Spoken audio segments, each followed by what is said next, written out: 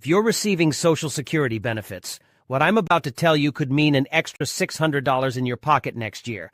But there's a catch that most people don't know about. Today, I'm going to reveal the latest 2026 COLA estimates that just dropped, explain exactly how much more money you could receive monthly, uncover the hidden problem with how these increases are calculated, and show you what this means for your financial future. Welcome to Financial Area, where we break down the money moves that matter most to your retirement. If this information helps you plan better, smash that like button and subscribe for more Social Security updates that could impact your benefits. The numbers are in, and they're different from what many experts were predicting just months ago. New projections for the 2026 Social Security cost of living adjustment are estimating an increase between 2.4% and 3%. This represents a significant shift from earlier expectations, and there's a crucial reason why these estimates keep changing. To understand what's happening, we need to look at how these adjustments are calculated. The cost of living adjustment uses something called the Consumer Price Index for urban wage earners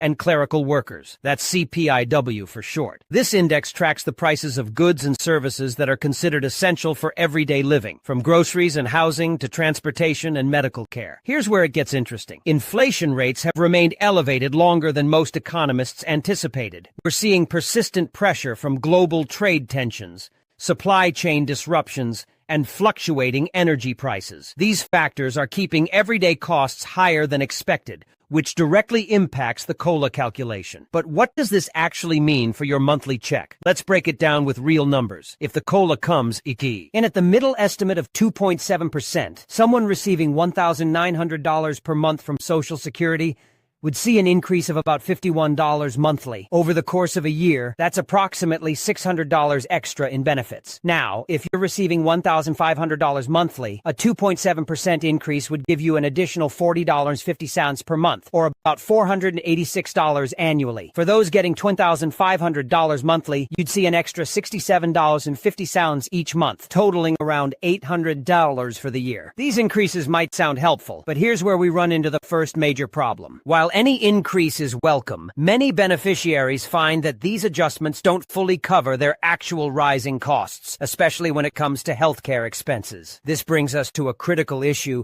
that affects every Social Security recipient, yet most people have no idea it exists. The current COLA calculation is based on a price index that fundamentally doesn't reflect how seniors actually spend their money. This isn't just a minor oversight. It's a systematic problem that has been shortchanging retirees for decades. The Consumer Price Index for urban wage earners that determines your COLA increase is designed around the spending patterns of working-age adults.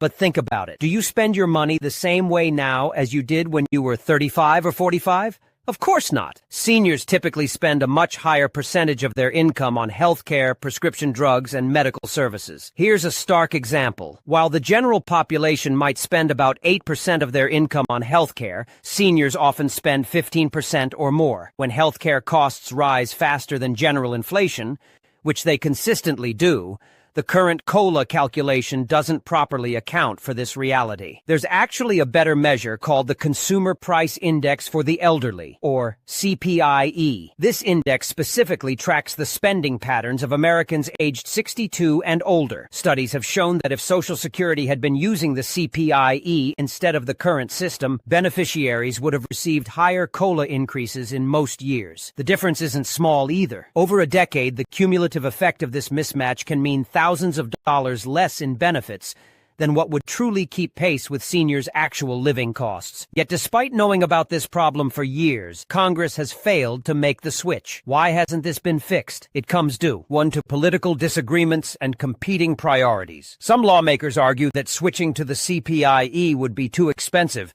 and would accelerate the depletion of the Social Security Trust Fund. Others contend that it's simply the right thing to do, that benefits should actually keep pace with how seniors spend their money. The result is a stalemate stalemate that leaves millions of beneficiaries receiving adjustments that don't fully reflect their real-world cost increases. This is particularly problematic because healthcare costs, which hit seniors hardest, have been rising faster than general inflation for decades. Now let's talk about what this all means for your financial future, because there's a bigger storm brewing that goes beyond just the 2026 COLA increase. The Social Security Trust Fund is projected to be depleted sometime in the 2030s. This doesn't mean Social Security disappears, but it does mean that without congressional action, benefits could be reduced by about 20% across the board. This trust fund crisis adds another layer of complexity to the COLA discussion. Some policymakers argue that giving more generous cost of living adjustments now would only accelerate the fund's depletion. Others maintain that failing to provide adequate adjustments